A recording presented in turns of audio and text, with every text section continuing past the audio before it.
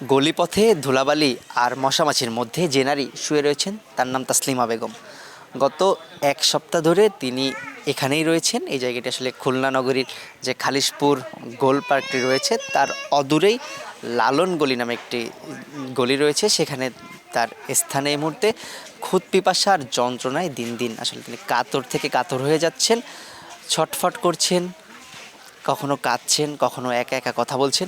স্থানীয়রা তাদের জায়গা থেকে চেষ্টা করেছেন তাকে যতটুকু সেবা শুশ্রূষা করা যায়, তবে সেটি আসলে একজন স্বাভাবিক মানুষ হয়ে ওঠার জন্য বা একজন মানুষের বাঁচার জন্য নিতান্তই অপ্রতুল বলতে হবে। আমরা একটি মহিলার এই যে যিনি এখানে রয়েছেন তার সাথে কথা বলার চেষ্টা করতে চাই, স্থানীয়দের কাছে জানতে চাই কেন এবং কিভাবে তিনি এখানে আসলেন এবং আসলে তার জন্য কোনো কিছু করার সুযোগ স্থানীয়ভাবে বা সরকারি বিভিন্ন যে সংস্থাগুলো রয়েছে তারা করতে পারে কিনা সেই বিষয়টা আমরা জানার চেষ্টা করব এবং তার কেন তিনি এখানে এই অবস্থায় পড়ে রয়েছেন সেই গল্পটিও আমরা তুলে ধরার চেষ্টা করব।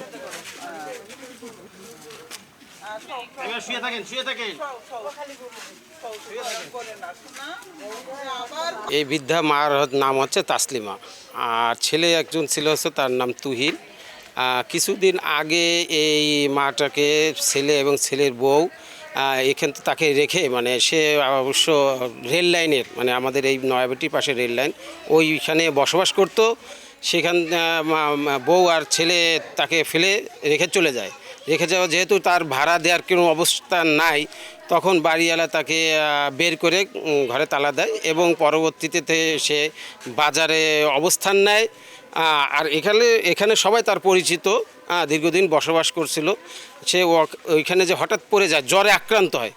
আমরা বহুত আগের থেকে ওর এই জায়গায় দেখি।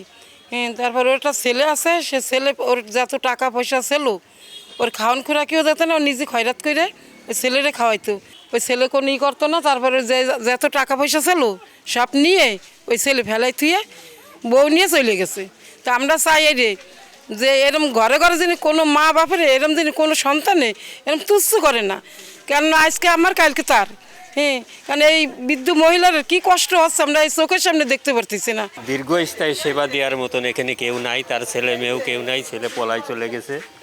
এখন এর সুব্যবস্থা করার জন্য এলাকাবাসী কিংবা সবার পরামর্শ নেওয়া হচ্ছে।